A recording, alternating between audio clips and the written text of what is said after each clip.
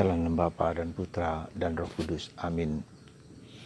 Allah Bapa di surga, kami mengucap syukur dan terima kasih bahwa hari ini Engkau memanggil, memilih dan mengutus dua murid-Mu, dua rasul-Mu, yaitu anak dari, dalam tanda petik, anak asuh, anak rohani dari Paulus.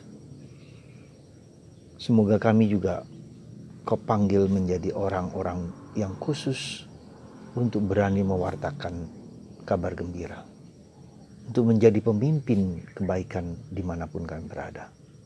Berkatilah kami selalu ya Bapa, demi Kristus Tuhan dan pengantara kami. Amin.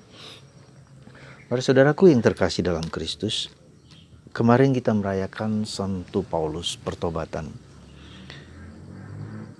Intervensi Allah dalam diri Paulus sehingga Paulus menjadi seorang rasul yang luar biasa, bahkan melebihi dalam tanda petik ya ke-12 rasul Yesus sendiri. Nah, hari ini Paulus ternyata mampu memilih dua orang temannya, sahabatnya untuk dikader. Sekali lagi kader. Menjadi orang, menjadi uskup, menjadi pemimpin, menjadi rasul di tempat di mana mereka berada. Timotius rasul di daerah Efesus. Titus rasul dan uskup di daerah Kreta.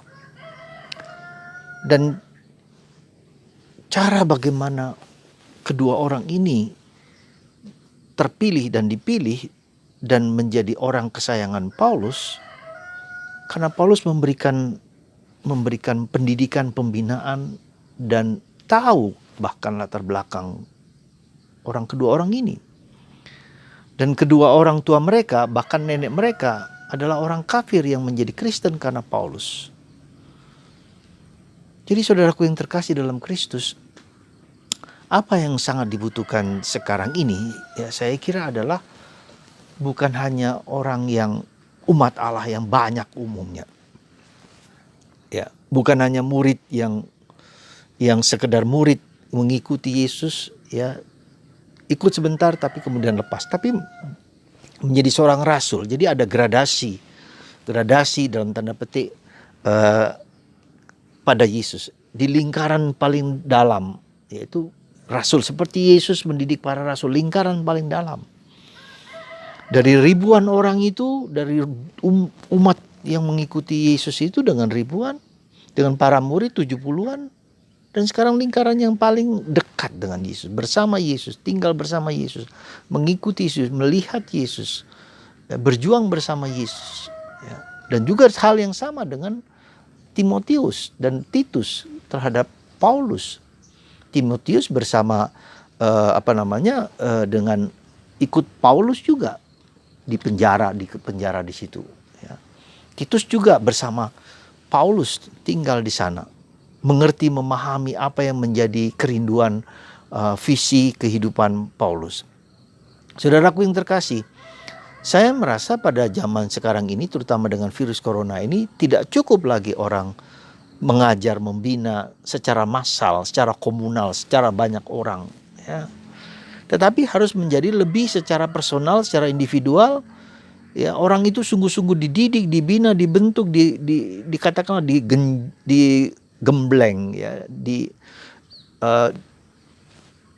mentoring, istilah modern sekarang disebut mentoring dan coaching, ya.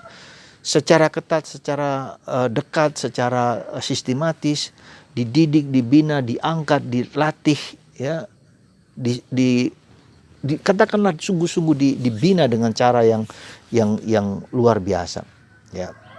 Dan itu kita lihat dalam diri orang-orang founding fathers kita, terutama dengan Soekarno, ya.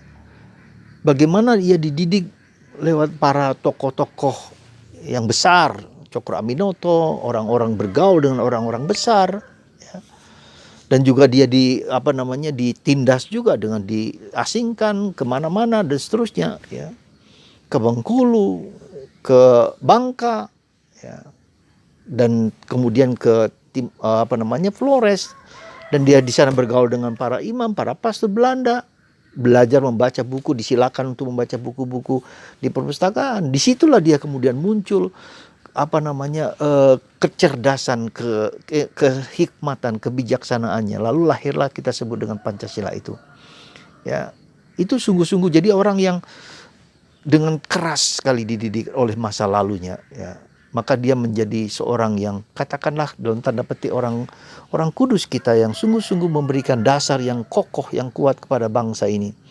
Tanpa Pancasila, ya, menjadi sulit bagi kita untuk untuk menjadi bersatu seperti sekarang ini. Beraneka ragam kita, dengan beraneka agama kita, beraneka suku, bahasa dan seterusnya, luar biasa. Ya, 17.000 bahasa di seluruh dunia dengan suku, bahasa dan seterusnya. Jadi saudaraku yang terkasih dalam Kristus, rupanya hal demikianlah yang terjadi dalam kehidupan kita. Kita dibentuk oleh situasi, oleh zaman, oleh keadaan, oleh keadaan apapun, penderitaan apapun, salib apapun. Kita ingat misalnya Nelson Mandela yang kita sebut dengan Badeba. Dia suka sekali, cinta sekali dengan batik Indonesia. Dia suka dengan batik Indonesia. 30 tahun saudara, di penjara, disiksa, diperlakukan, dikencingi, ya, oleh seorang sipir penjara yang ketika kemudian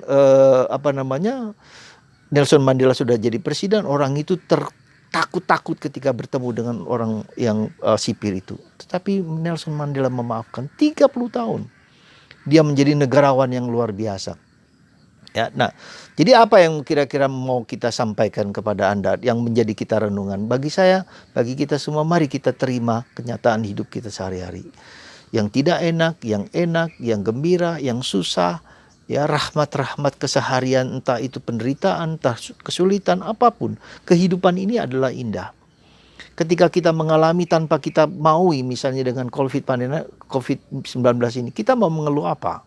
Kita terima, kita dengarkan, kita rasakan, kita alami perjuangan, pergulatan, jatuh dan bangun. Dan kita berdialog dengan Tuhan, apa yang mau Tuhan inginkan bagiku. Lalu bagaimana cara saya mulai menghidupi ini dengan sungguh-sungguh, ya, dengan tanggung jawab. Sejauh dan semampu kita dapat dan mampu.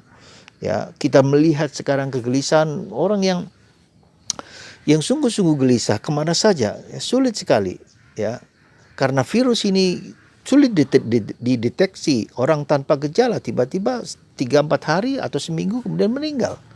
Jadi ini sekali lagi saudaraku yang terkasih, suatu cara bagaimana mungkin Tuhan mau mendidik kita dengan cara yang keras, ya, karena kita diberi cara yang lembut tidak mampu, maka diberi cara yang keras.